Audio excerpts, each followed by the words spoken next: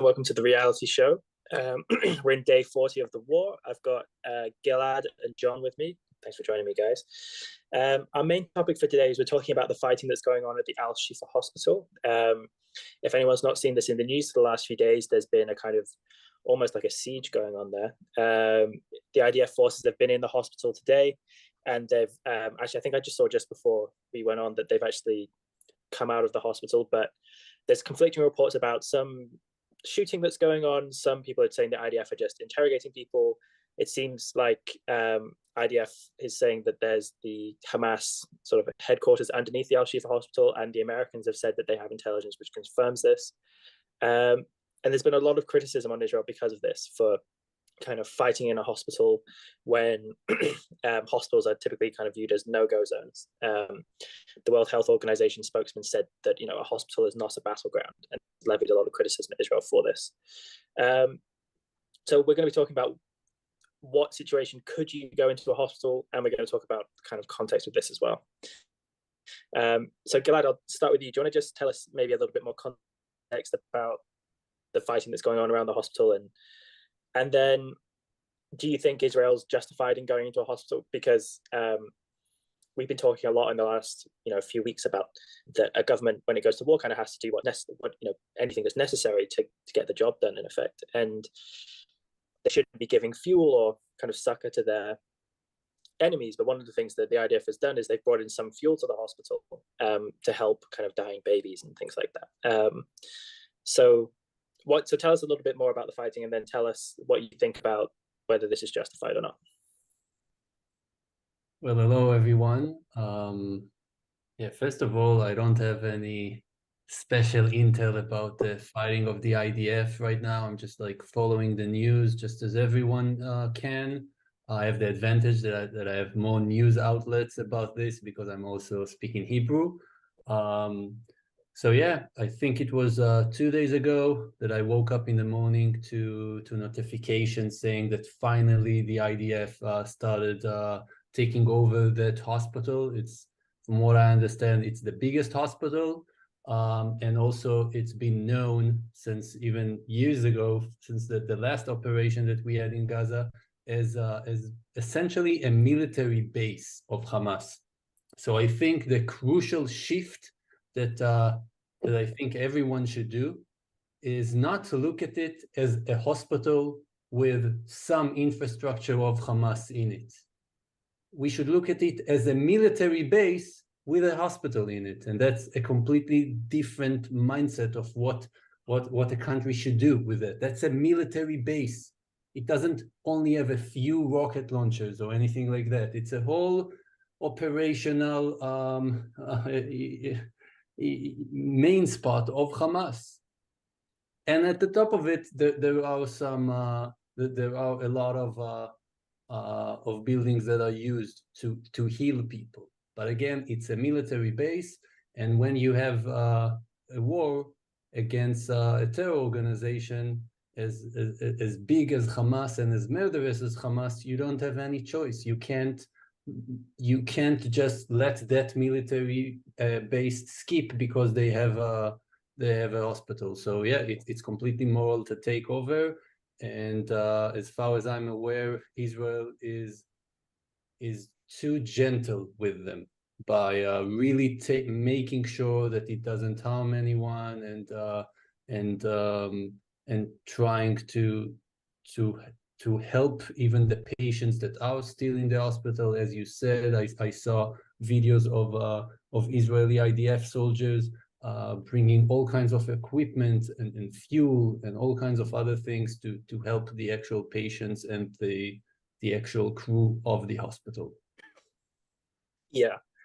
So part of the kind of ongoing international criticism, I guess, has been some of the doctors inside of the hospital have been reached by news organizations like the BBC and have spoken to the BBC over the phone, and the doctors were very, very harsh, saying things that, the IDF are basically responsible for the patients who are dying in the hospital because the hospital's running out of fuel. I think 40 patients or so have died in the last 2 days in the hospital, whilst at the same time not denying that Hamas are there, which is kind of, I thought, quite telling, because it's not like they're saying there is no Hamas here, you're completely mistaken, and therefore people are dying.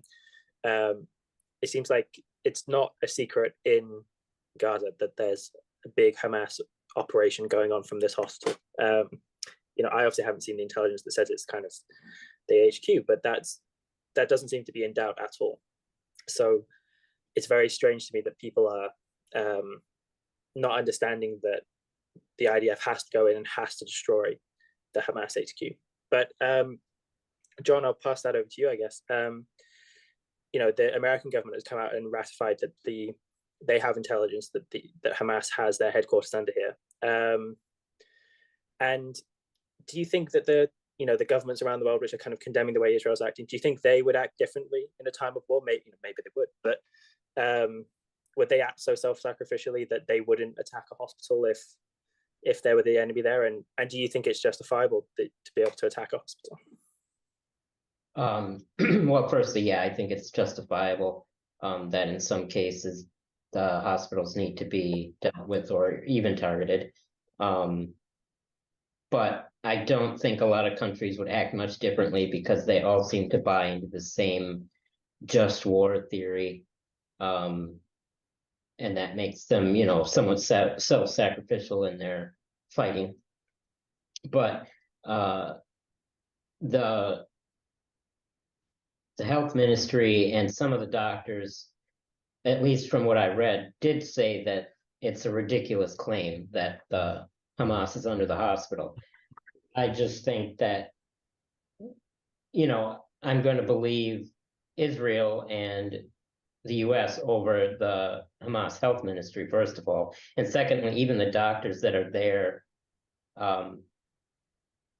in the chaos of the whole situation, may not even know or realize that there's soldiers underneath them. From the videos and pictures I've seen at the hospital, it's pure chaos. The halls are all full, not only with patients, but with people trying to seek shelter and everything. So I don't believe the doctors, would really know anyway. And on top of that, the doctors could be being threatened constantly if they say anything. And then thirdly, there's so much sympathy for the Hamas cause that I think there would be some doctors that would just outright deny it just to protect them. But so it's hard to say, but I definitely think that it is happening and that there's military under that hospital.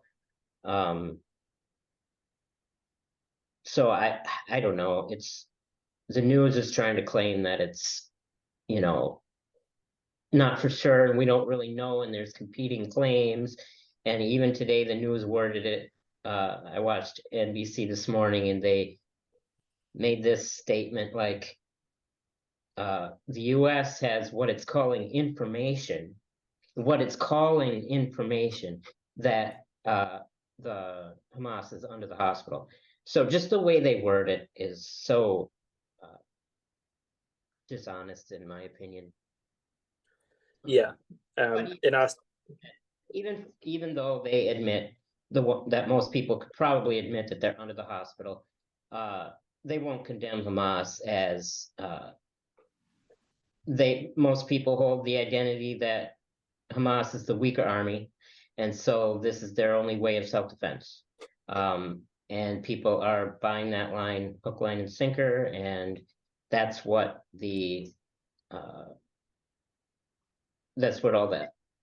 all this is coming from, in my opinion, is that one idea that the Gazans are the ultimate victim.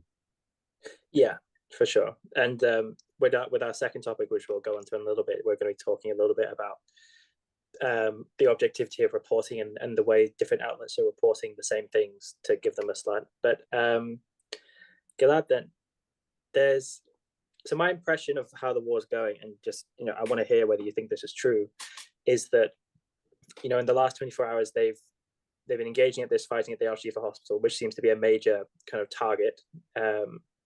We've also they've blown up the Hamas parliament. I wasn't really aware that Hamas had a parliament, but I guess that, they've blown up, in a sense, a major symbol of Hamas's kind of authority within Gaza. Do you view that? Yeah, sorry. No worries. Do you view this as kind of the war entering its final stages, or because we were talking yesterday a little bit about whether the war was coming close to an end, and people kind of said maybe, but there's a kind of longer term battle that's going to go on to do with kind of changing views in the region. And all that aside, do you think that we're going to see the war drawing to a close now, as do you think they've kind of broken the crux of Hamas power, or do you think that this is a conflict that'll be drawn out for a lot longer? Wow, many things I think I have in my mind from this question that you just presented. So first of all, I'm going to mention, you mentioned the BBC a few minutes ago, and their response to Israel, to the IDF going into this hospital, the Shifa hospital. Again, I look at it, I think it's wise and objective to see it as a military base with an hospital.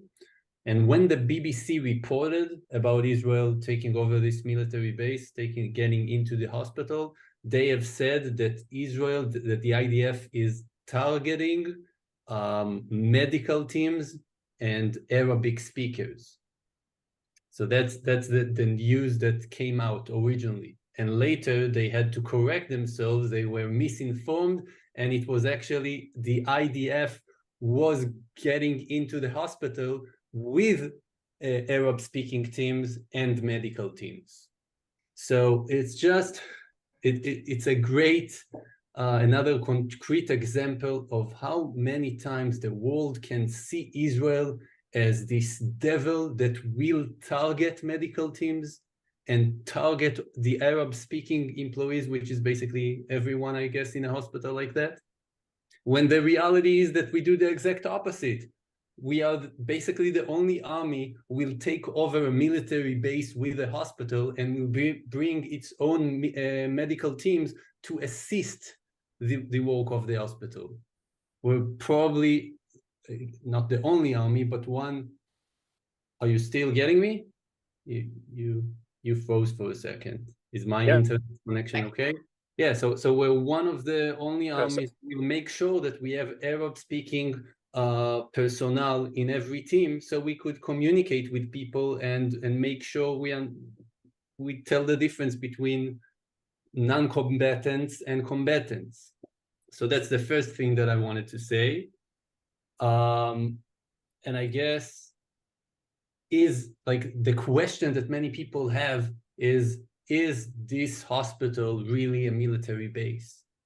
And how many times could people doubt the evidence that the Israeli spokesman brings? Like, I'm not aware of any big kind of misinformation that the IDF ever presented. Like, I'm sure that every now and then we do mistakes and we present something that is not completely accurate, but we're not caught in a big lie.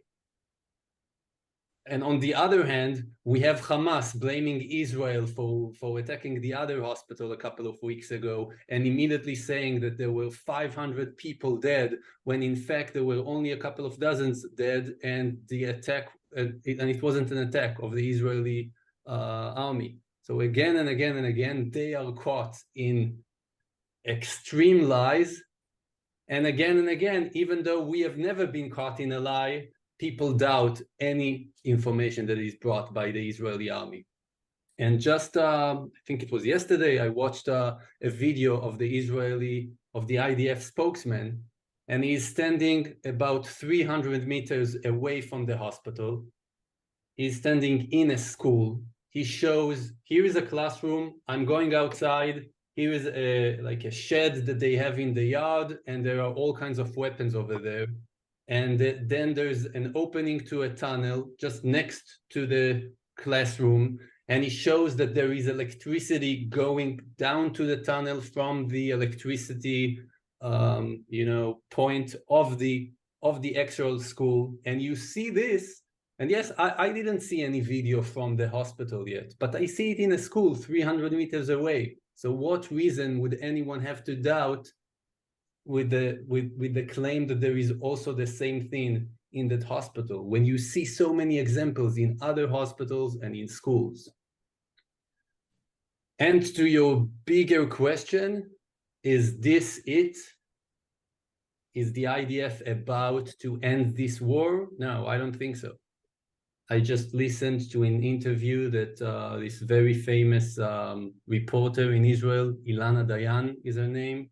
She went into the Gaza Strip with like a high-ranking officer in the tanks divisions, and he speaks. Are you still getting me? Because you froze, Morgan. Maybe it's. I can say. Yeah, so it's only Morgan that froze. So that high-ranking officer, I think he's a good representation of the spirit of the IDF and of entire Israel right now. We will not stop until we finish the job. And the job is to completely take down or at least disarm Hamas. Hamas still has tens of thousands of militants in those undergrounds of Gaza. Taking over the parliament, yes, it's a big deal. But that, what is the parliament? The firearm of Hamas is the thing that threatens us, not that building with a few chairs where people vote on crazy decisions that they pass.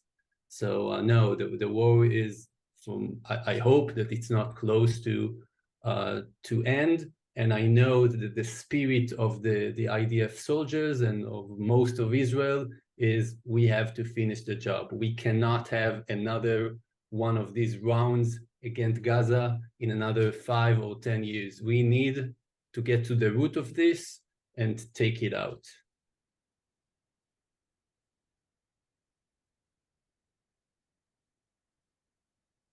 We can't hear you, Morgan.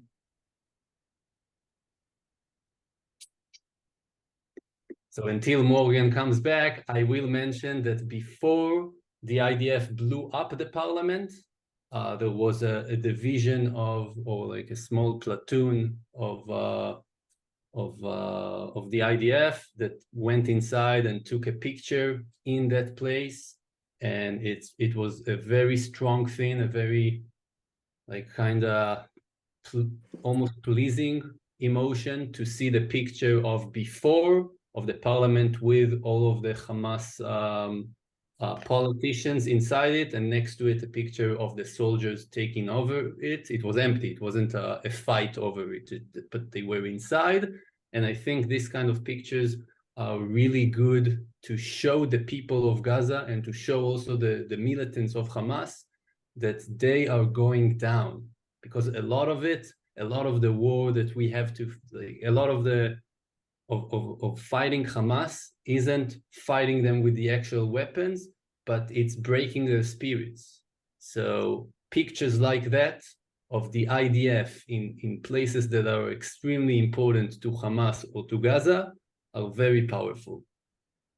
Yeah, Can you guys, one thing I hear a lot from people who've watched the actual videos is that the level of elation that the Hamas killers had on October 7th, that they were just on top of the moon about doing all these things. I can't remember who I heard that from, but so to understand that the hospital is completely surrounded now, right? Yeah, completely surrounded, and with IDF soldiers inside. There is no live feed to civilians like me to see what's happening. It's just like reports that we get. I saw a few videos, mainly of soldiers bringing equipment, medical equipment, in the hospital. But yeah, it's also you see soldiers in those buildings. Yeah, I do you think they're actually trying to? Well, because I always come back to the idea, like if Israel were as bad as all the haters say, then they would have just bombed this hospital off the map without trying to do anything with it.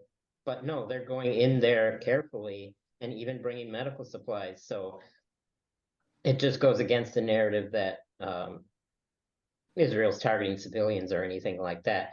But do you think it's possible to take the hospital over? I just can't help but think that there's just a huge booby trap waiting for them under the hospital in those tunnels. and that once they get in there, it's just going to blow. Because in my opinion, that hospital being leveled is probably what Hamas wants. I mean, the stories I've heard of them trying to keep people there, and even there's reports of people being shot in the legs so that they can't leave or that they have to stay to get treatment and all kinds of crazy things.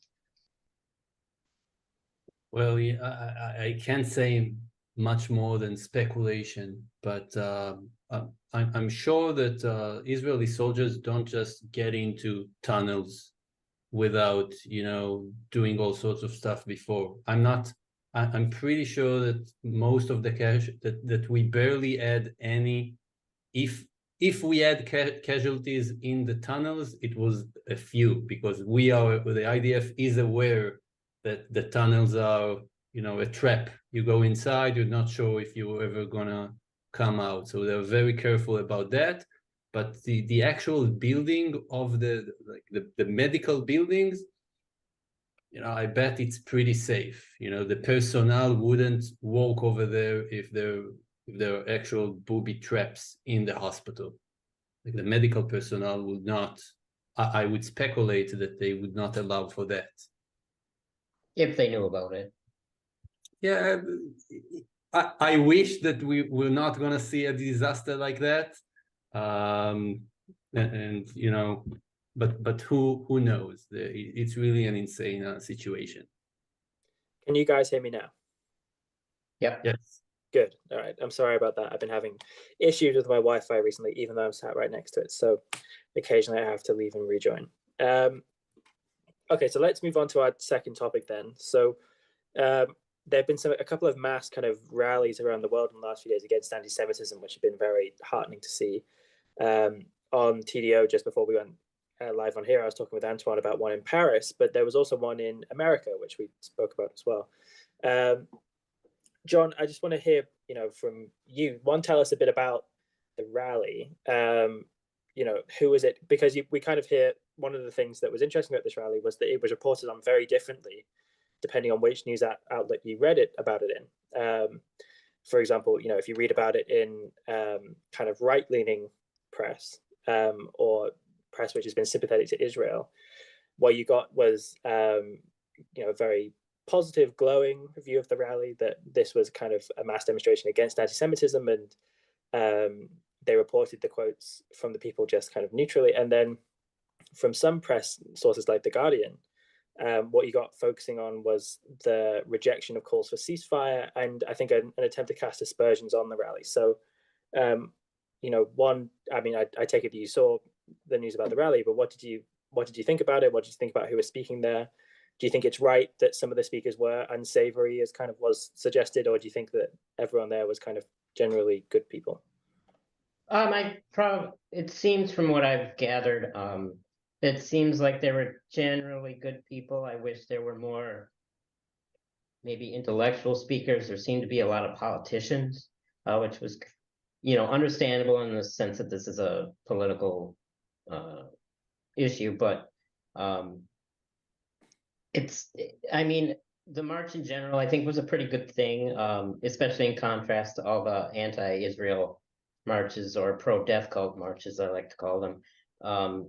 And I'm sure it's heartening for the Israelis to know that there are still people that stand with them, and to give them whatever moral support we can. There was a invitation by one guy, John Hagee, who was a evangelical, something that sounded pretty disappointing.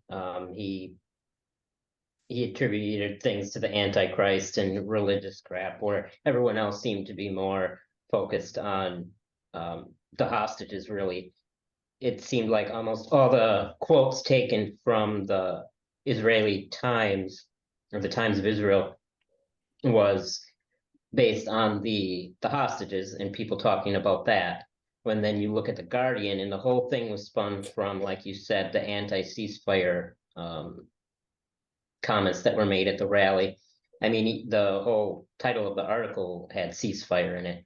And they had far fewer quotes in The Guardian, and all the quotes revolved around the issue of the ceasefire. So, and I also found it interesting that the Guardian didn't mention at all the story about the bus.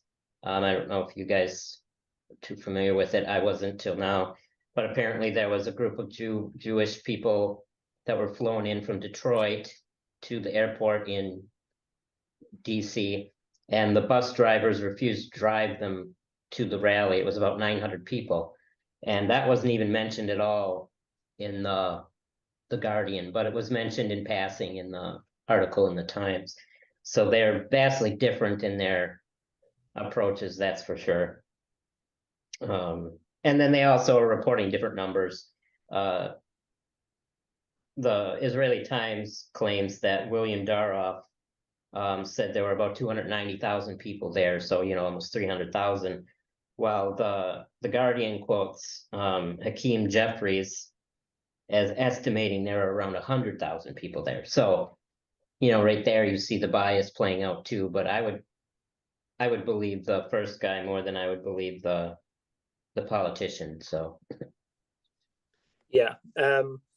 I've got another question, I guess, for you, John. But just before that, I think what's interesting about the articles is that the Times of Israel spends a fair bit of time talking about the presence of Deborah Lipstadt at the rally. And if people don't know who Deborah Lipstadt is, she's a historian, and particularly a historian of the Holocaust, who became very famous in the 1990s when she was sued by David Irving, who's a British historian who's a Holocaust denier, and has written quite extensively over how he thinks that the gas chambers at Auschwitz are a myth, that they weren't there, they didn't exist, and so on and so forth. And she, in one of her history books, referred to him as a fraud, a charlatan, and so on. And she was famously sued. And it was the libel case basically became a case in British law which had to decide whether it was true that she'd libeled him by proving whether the Holocaust had happened or not. And it was found in her favor. So she hadn't libeled him by saying his works were ridiculous because they denied the Holocaust. So in effect, the British legal system was declaring that the Holocaust did happen. So Deborah Lipstadt has become a very famous speaker about the Holocaust, and she's now the US government's envoy, or I think on anti-Semitism or Israel or something like that. And she was speaking at the rally. And now Deborah Lipstadt is a kind of hero for people on the left, like a hero for the Guardian especially. And rightly so, I think. She's very admirable for that kind of episode of her career. But what was notable about that in The Guardian is The Guardian wanted to cast real aspersions on the event. So by having ceasefire in the title, as you were saying, John, ceasefire to them is a really bad thing. And in effect, what the way they were trying to spin the rally was that it was a rally of people who were calling for war, for violence, and for people to be murdered, which very clearly wasn't the emphasis of the rally at all. It was a rally against anti-Semitism. And you had the Israeli president Herzog speaking there by video as well. So, if the Guardian were really being objective about this, they would want to be focusing on Deborah Lipstadt being there. And what was really interesting was that they didn't. And I think that's very telling for their kind of bias on this. Was it even mentioned in the Guardian article? I can't remember offhand. Off the top, I can't remember them particularly mentioning it, but again, they may have mentioned it in passing, whereas the Times of Israel made a big thing about her being there. Sure. So, and then I guess, Gilad, what do you think about these rallies? Do you think these, because what we've seen, as we've been talking about, is the kind of gradual decline of support for Israel by its allies, by Western governments like the US and the UK and French government, so on and so forth. Do you think these rallies will have any effect in bolstering Western support for Israel, or do you think we're just going to continue to see a decline? That's a big question as well. I'm not sure how the actual rallies are going to affect the Western kind of perspective of what's happening in Israel. But on a personal note, it's just refreshing to see a big rally with Israeli flags and not, I don't know, I've seen so many pictures of rallies from all sorts of cities. It's like a blur of flags of Palestine and people yelling crazy things. like from the river to the sea, Palestine will be free, and refreshing to see something so big that is pro-Israel. You have mentioned that the rally is like one note of it is anti-Semitism. I do hope that it's clear that there is another note, which is supporting Israel defending itself against Hamas, which means supporting the war. Like war are a horrible thing, and in wars people die.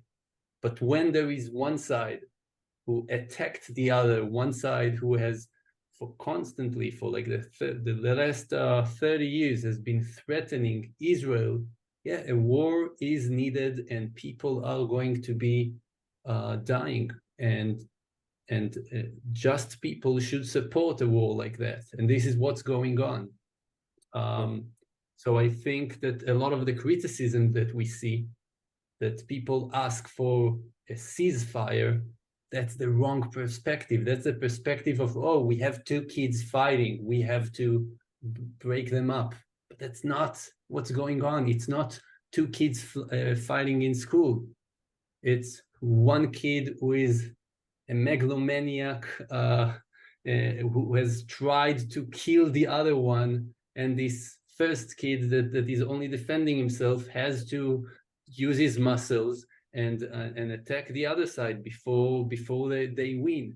So there's no symmetry here, and that's why we cannot allow for a ceasefire. And anybody who supports that is basically denouncing the right of Israel to defend itself. John, sorry, this is the question that slipped my mind, John. Was I want to ask you a couple of things. One, what's the impression that you have of support for Israel in the US generally? Because generally, my impression looking at America from the outside is that there's a strong pro-Israel sentiment, at least amongst the Republican Party, and then there's a kind of maybe 50-50 in the Democrats, maybe it's even more towards Palestine. And one of the things that we spoke at the end of yesterday's reality show, and we didn't really get time to cover it properly, was that I think 100 or so or people from the Biden administration who were anonymous had signed this letter to Joe Biden saying that they wanted him to back a ceasefire in Israel and Palestine. And one of the things that I want to kind of gauge is, one, like I said, what's the general sentiment amongst the American population, as best as you can tell, for support for Israel? And then also, are the Republicans, because the Republicans have been notably not very supportive of Ukraine, which is a kind of comparable conflict, let's say, but are they in support of Israel? Well, we'll stick for those at the moment so I don't overwhelm you. So what's the support like in the country, and what's the support like amongst the two leading parties? It's so hard to gauge. There's so much fighting going on. I think you're right, though, that the vast majority of Republicans probably support Israel, but there is definitely that alt-right fringe that sees everything as a conspiracy. And I've heard, I'm pretty sure I heard about Tucker Carlson being pretty much anti-Israel, and he has a huge right-leaning following, so that makes me very nervous if how long the Republicans are going to be able to hold on to that majority. But I don't know, it's so hard to flush out, because if you go, a lot of my family are farmers in the rural area, and yeah, they for the most part support Israel, but you go to any college campus and it's a fight. It really is. So it's really hard to judge. I don't even know how to. And well, then, amongst the Democrats and the Republicans, then, if the Republicans are mostly pro-Israel, how do you see it faring for the Democrats? Because one of the things that I think we spoke about before was that Biden's trying to walk this kind of wobbly line where he's defending Israel's right to defend it, right to exist, right to defend itself, rhetorically, and he's rhetorically quite strong on that, but then also is in favor of humanitarian pauses, and that seems from the outside to be kind of like he's trying to walk this line to placate the own people in his party who are kind of anti-Israel, whilst then also appealing to the wider population who probably would be in favor of Israel. So do you think this is going to affect the Democrats' chances at the next election? Oh, I definitely think it'll have an effect. There's a lot of people who've turned against Biden because of this issue. So it's made it far more complicated for him. And yeah, he's absolutely walking the line, trying to please everybody, but he's done that on several issues, so that doesn't surprise me at all. Everyone wants to have their justice and eat altruism too. So it's going to be a mess the next election, especially if this keeps going on. But his contradictions are pretty pathetic. I do agree with his rhetoric, but then him trying to please the irrational left is just infuriating. For sure. I would like to mention that yesterday I saw this poll that I saw it. I'm following this Israeli reporter called Amit Segal. I find him very reliable, and he has shared a poll from the US, and pretty much in all age groups and in all kind of races and stuff. More people support of Israel than they support the Palestinians. And generally, overall, it says that for every American who prefers in this conflict the Palestinian side, there are 3.3 who prefer Israel. So, it's just a screenshot of the poll that I saw in this group that this reporter leads. But I find him reliable, and if it's true, it's very encouraging.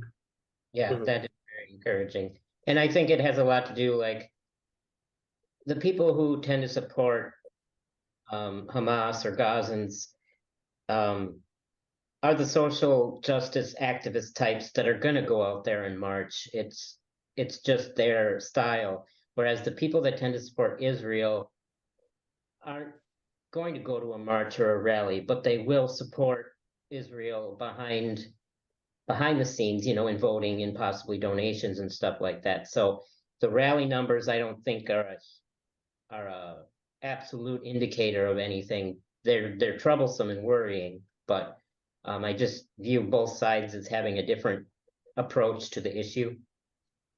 Also Jewish people or people who support Israel, from what I understand, many of them are afraid. I know that this rally was ranked by the security authority as like the highest risk for an event, as high as like huge events as the Super Bowl, which means that people are targeting Israel supporters and Jewish people around the US. We've heard about attacks. I know about many Jewish people in the United States who has stopped walking around with any marks of them being Jews. People have changed the names on Uber, so the Uber driver will not see a Jewish name. People get on and off Uber a few houses away from their actual home. So in case somebody like the driver is going to be something, and people are afraid. So that's another reason that you might see less support of Israel in the actual streets. Yeah, I totally agree with that. Even I made my Facebook profile picture Star of David with I stand with Israel, and I've gotten harassed within threads that have nothing to do with the war, but people point that out and, well, you support a genocidal regime, so what do you expect? That type of thing. So I could totally see that being a huge concern for Jewish Americans or anywhere in the world. Yeah, but also it saddens me that still it seems as if this is a conflict between two religions, between the Jews and the Muslims, or the Jews and the Arabs, when in fact it's a conflict between a Western society that accepts human rights and individual rights, that allows for 20% of its citizens to be Arab and Muslim and to take part in the society, and another kind of society led by an organization that just does not accept that Israel as a legitimate entity, and that literally wants to take over the world with their ideology of jihadi Islam. So yeah, it's sad that many people fall to this, as if it's only the Jewish religion against the Arab, and not West against Western liberal and individual rights against a totalitarian religious entity. Yeah, and that's what I feel too, is we need to remove it from this religious based argument. That's why I was disappointed that that evangelical preacher was at the rally talking about the Antichrist and stuff. And I've also gotten into discussions with atheists, and they tend to not want to even get into it because they see it as a religious war, and it's just two irrational religions fighting each other, and let them deal with it. So the more we can remove this from that idea, like you're saying, into a Western civilization fight, I think the more people we could get to stop believing some of the propaganda, possibly. Yeah, well, religion is indeed a big part of this, but only on one side. I promise you that 99% of the Hamas militants, they scream Allahu Akbar as they do what they do, and we have evidence of that. When we see the massacre of October 7th, you will hear in every video that Hamas has taken of these events, they scream Allahu Akbar again and again and again and again and again. Yep. We don't have anything like that in the Israeli side. Yeah, for sure, some of the religious Jewish soldiers will say something religious, but most of the soldiers are not religious. And when they defend Israel, they are not screaming any God. They are only thinking about their family and about their friends and about their real aspiration for peace, as they are defending a nation that they know that is peaceful. Exactly. So we're just going to wrap the show up in just a minute, but just, I guess, a final question for both of you, because this is something that I've been thinking about a lot, and we touched on it before, which is that we were speaking yesterday about whether the war was drawing to an end, and you said that you didn't think it was. I think the question I was about to ask you when my mic cut out before was, we just got a super chat for 6. I'm not sure exactly what currency that is, but 6 shekels. And the super chat says Gilad is very handsome. So there you go, Gilad. You've got some fans out there. But Israel. since a lot of the Hamas leadership is based over in Qatar, I don't think I asked you this question. It's the one that came when I cut out. Oh no, you're cutting out again. Maybe turn off your video. Even if the IDF defeat. Wait, we lost Morgan. We lost. Can you guys hear me? We can hear you now, but we lost the beginning of the question.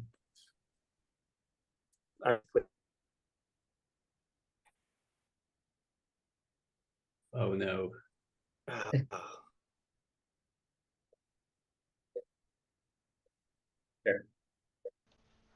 I think what Morgan was going to ask is basically, since Hamas leadership is based in Qatar, even if Israel manages to take over Gaza or manage to take over the strategic locations in Gaza, would the war really be over if the leadership is not there? The leadership is in Qatar. And let's go with John, because he's shaking his head. No, I absolutely don't think it will be the end of the war because of that fact. I mean, I just read something about a Hamas attack in Brazil or South America somewhere. Am I right about that? They're everywhere. And if they're being harbored in Qatar, even if you wipe out every base in Gaza, it will just regrow again. So a lot more is going to have to be done, and I don't see this ending for a while because of that fact alone. I'm a bit more optimistic, actually. Yeah, on the one hand, Hamas, you know, a lot of its leaders are out of the Gaza Strip, as you said, in Qatar, and we also have the entire you know, connection between Hamas and Hezbollah and Syria and Iran. So yeah, it's only, you know, one part of a bigger picture, but I'm not sure that there's going to be a war right now with Hezbollah in Lebanon, because they see the pictures of Gaza and they don't want that in Beirut. Like, Gaza looks horrible right now. There are, you know, so many buildings down and so many bodies. I think it's now almost 12,000 dead in the Palestinian side. You have tanks everywhere. You have the Air Force dropping more and more bombs. It looks horrible. And when people see that in Lebanon, when people see that in Syria, when people see that in Iran, I think many of them are afraid, and they will think twice before they support all these jihadic aspirations, because they will slowly start realizing what the price of that.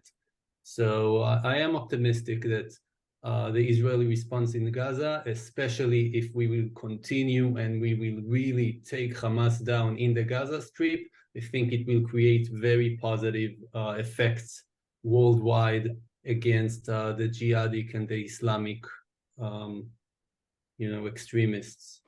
That's a good point. And also, I wanted to hear me now. Yeah, and the last thing I want to say about the same thing is that that I think a lot of the soldiers in Israel are now even, you know, twice as committed to this role, because a lot of them, especially the ones who are not in reserves, especially the ones who were actually in the army on the day of the attack, they carry the load of they feel that they disappointed the people who got hurt in the brutal attack of October 7th. So many of them, they are willing to do whatever it takes in order to take down Hamas. They are willing to pay the price of their own lives.